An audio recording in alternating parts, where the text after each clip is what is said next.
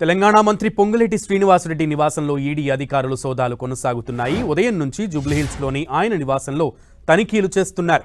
Himayat సాగర్లోని Ponguleti farm house, ఆయన కుమార్తె, బంధువుల ఇళ్లలోనూ సోదాలు కొనసాగుతున్నాయి. 3 బోగస్ కంపెనీల ద్వారా టీడీఎస్లో అవకతవకలకు పాల్పడ్డారని పొంగులేటి కుటుంబంపై ఆరోపణలు ఉన్నాయి. ఈ నేపథ్యంలోనే ఆయన కంపెనీల్లోనూ ఇళ్లలోనూ సోదాలు జరుగుతున్నాయి. 3 బోగస్ కంపెనీల ద్వారా టీడీఎస్లో పొంగులేటి కుటుంబం అవకతవకలకు పాల్పడిందని ఆరోపణలు ఉన్నాయి. ఈ టీడీఎస్ స్కామ్లో 650 కోట్ల రూపాయల స్కామ్ జరిగిందని, దీనిపై 6 నెలల క్రితమే ఈసీఐఆర్ నమోదు చేసింది ఈడీ. ఇక ఇప్పుడు తాజాగా పొంగులేటి కుటుంబ సభ్యుల నివాసాల్లో, ఆయనకు సంబంధించిన ఆఫీసుల్లో సోదాలు కొనసాగుతున్నాయి.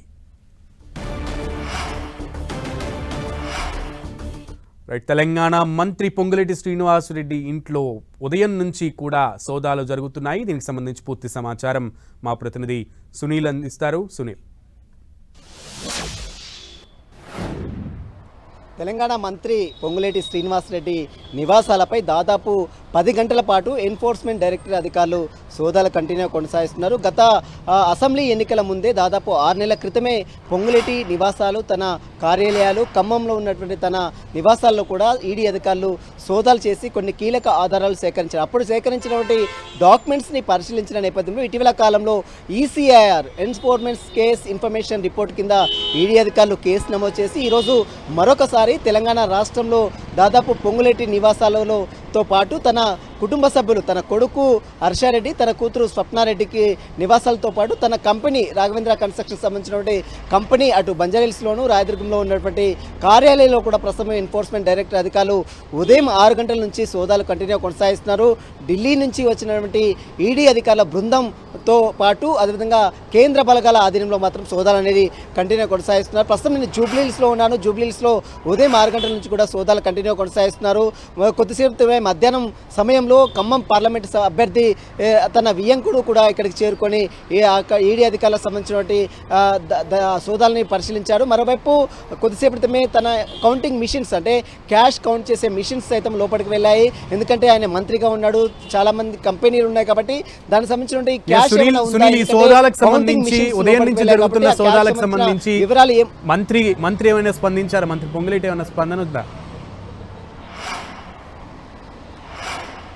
ఎస్, ఇప్పటివరకు అయితే మంత్రి పొంగులేటి శ్రీనివాసరెడ్డి ఈడీ సోదాలకు సంబంధించిన విషయంలో ఎలాంటి రిప్లై కూడా ఇవ్వలేదు, ఎక్కడ కూడా స్పందించలేదు. ప్రధానంగా గత 6 నెలల క్రితం జరిగినటువంటి కంపెనీలో ఉన్నటువంటి ఆర్థిక లావాదేవీలు, మరోవైపు 650 కోట్ల మేరకు టీడీఎస్ సంబంధించినటువంటి అవకతవకలు జరిగాయంటూ ఇటీవల కాలంలో ఈడీ అధికారులు ఎన్ఫోర్స్మెంట్ కేస్ ఇన్ఫర్మేషన్ రిపోర్ట్, అంటే ఈసీఆర్ కింద కేసు రిజిస్ట్రేషన్ చేసుకోవడం, అది ఇందులో 3 బోగస్ కంపెనీల ద్వారా ఈ యొక్క మనీ ల్యాండింగ్ జరిగినట్టు కూడా పెద్ద ఎత్తున ఆరోపణలు రావడంతో ప్రస్తుతం అయితే ఈడీ అధికారులు కేసు నమోదు చేసుకుని దర్యాప్తు అయితే కొనసాగిస్తున్నారు. రాఘవేంద్ర కన్స్ట్రక్షన్ సంబంధించిన కంపెనీలు మేనేజర్లు, డైరెక్టర్లతో పాటు తన కొడుకు హర్షారెడ్డి, కూతురు స్వప్నారెడ్డి నివాసంలో కూడా ఈడీ అధికారులు సోదాలు నిర్వహిస్తున్నారు.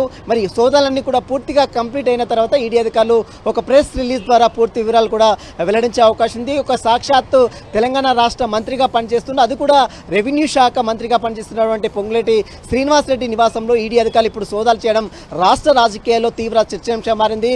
కాంగ్రెస్ నేతల్లో కొంత గుబులు కూడా కనిపిస్తున్నటువంటి పరిస్థితి కనపడుతుంది. మొత్తం మీద ఈడీ సోదాలకు సంబంధించిన దాంట్లో మరి పొంగులేటి శ్రీనివాసరెడ్డి ఈడీ సోదాలు కంప్లీట్ అయిన తర్వాత మరి రిప్లై ఇస్తాడా లేదా అనేది కూడా చూడాల్సింది చెప్పవచ్చు. మొత్తం మీద ఈడీ రైడ్స్ అయితే దాదాపు 10 గంటల పాటు అటు జూబ్లీహిల్స్ తో పాటు బంజారాహిల్స్, తన కొడుకు, తన కూతురు, తన రాఘవేంద్ర కన్స్ట్రక్షన్ సంబంధించిన మేనేజర్, డైరెక్టర్ నివాసాల్లో కూడా మొత్తం 16 బృందాలతో ఈడీ అధికారుల సోదాలు మాత్రం కంటిన్యూ కొనసాగుతున్నాయి. ఈరోజు సాయంత్రం వరకు కూడా ఈ సోదాలు కంటిన్యూ అవకాశం ఉంది. Sunil. Okay Sunil, thank you.